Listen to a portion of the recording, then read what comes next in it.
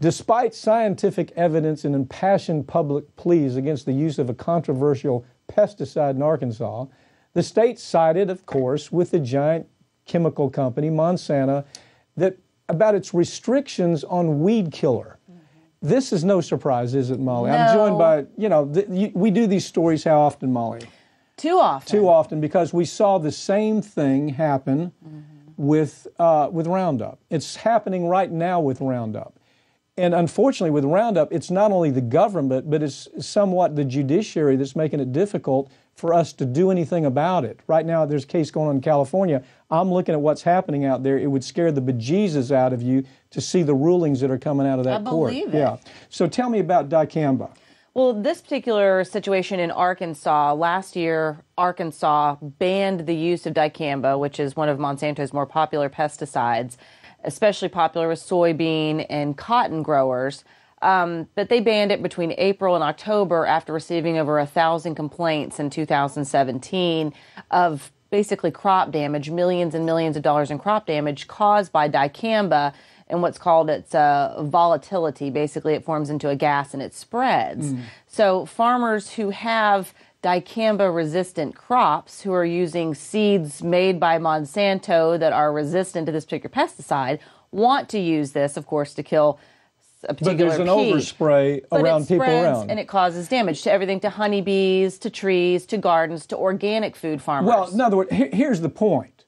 Here's the point. If you're a farmer and you don't want to play ball with Monsanto/Bayer, who in the world wants to?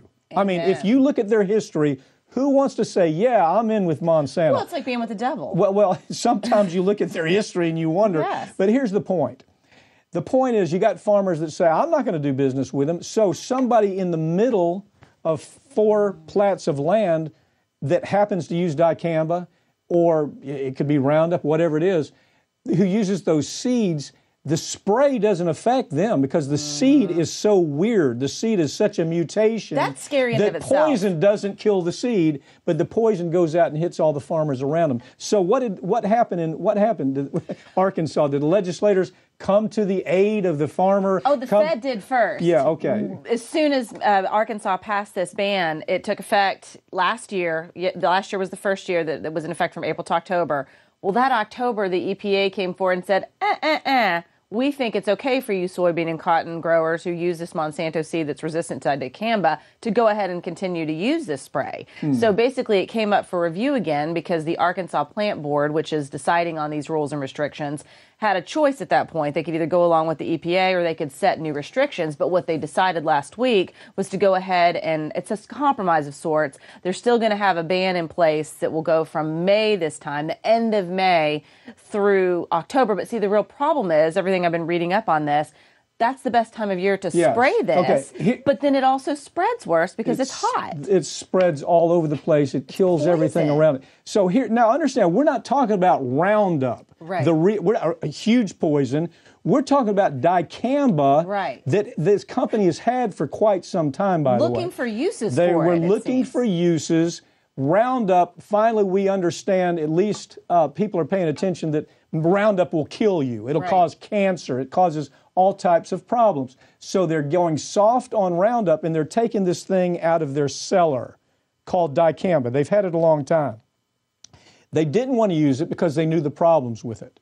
So now they're reintroducing dicamba, and they're saying, well, yeah, we kind of, our own documents show us that that Roundup has the potential to cause cancer.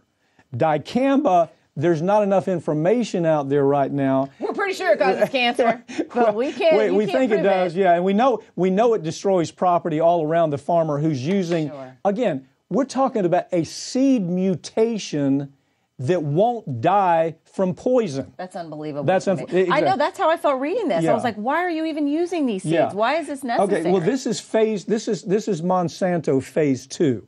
And the history that we're seeing is the same history we saw with Roundup. EPA won't do anything because it's like a revolving door. You work for EPA day 1, you go to work for Monsanto the day 2, or Bayer day 2. You get positions in legislature to fight this off. You get positions in regulatory to fight it off. You pay your way for enough years to where they can make enough billions of dollars on dicamba before everybody catches on and says, hey, this is just like Roundup. Well, it's almost like spice. I know that's kind of a strange comparison, but when spice, which is that synthetic marijuana, was so prevalent in convenience stores, all they would do is change the chemical formation of it because only one certain chemical was against the law if you changed the chemical. So it's almost like they were doing the same thing with Monsanto. Molly, let's keep up with this one. It's going to be another Roundup story. Absolutely, yes. Thanks, Pat.